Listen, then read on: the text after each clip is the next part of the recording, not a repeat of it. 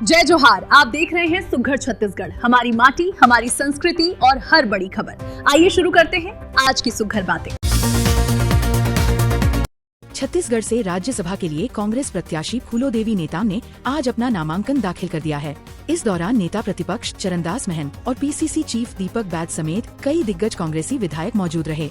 KTS तुलसी और फूलो देवी का कार्यकाल खत्म होने के बाद पार्टी ने एक बार फिर आदिवासी चेहरे पर भरोसा जताते हुए उन्हें रिपीट किया है। बीजेपी की लक्ष्मी वर्मा के बाद अब फूलो देवी के नामांकन से राज्यसभा की चुनावी तस्वीर साफ हो गई है।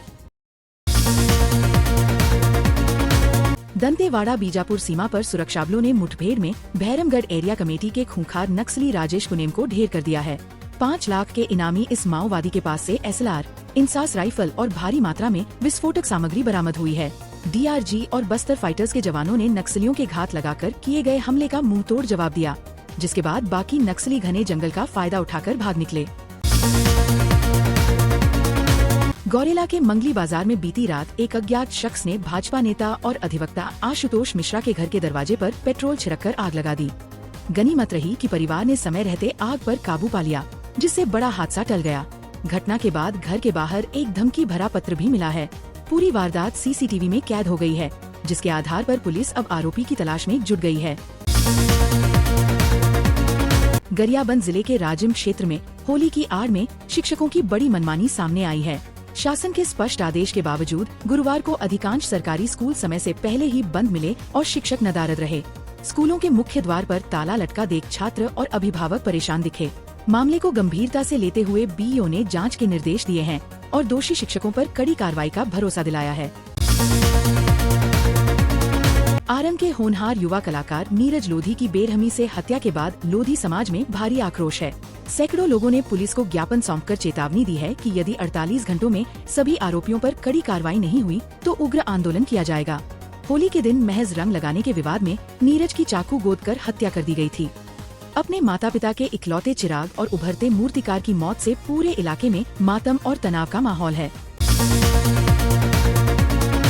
छत्तीसगढ़ से राज्यसभा के लिए बीजेपी प्रत्याशी लक्ष्मी वर्मा ने आज अपना नामांकन दाखिल कर दिया है। मुख्यमंत्री विष्णु देव साय, प्रदेश अध्यक्ष किरण सिंह देव और धर्मलाल कौशिक उनके प्रस्तावक बने।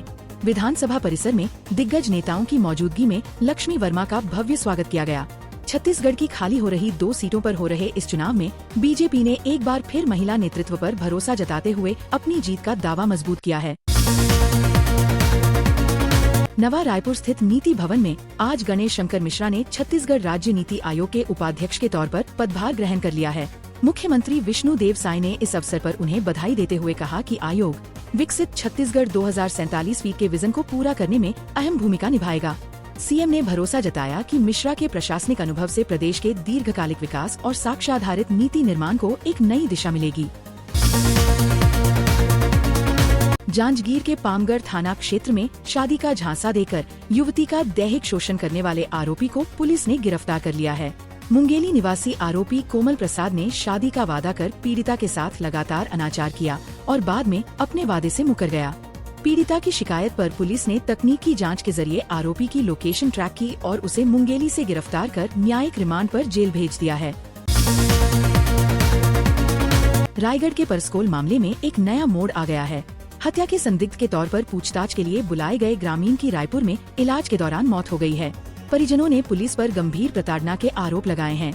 इस संवेदनशील मामले में कांग्रेस पहले ही जांच की मांग कर चुकी है। मौत की खबर के बाद इलाके में तनाव है और पुलिस प्रशासन की कार्यप्रणाली पर एक बार फिर गंभीर सवाल खड़े हो रहे हैं।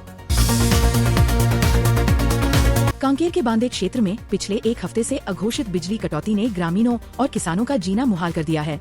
मरोड़ा फीडर में घंटों बिजली गुल रहने से जहां लोगों को पीने के पानी की किल्लत हो रही है, वहीं किसानों की मक्के की फसलें अब सूखने लगी हैं।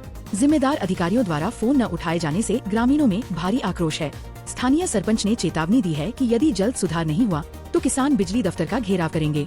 ये थी आज की सुघड़ बातें। अपडेट्स के लिए सुघड़ छत्तीसगढ़ को सब्सक्राइब करें और हमसे जुड़े। जय जोहार, जय छत्तीसगढ़।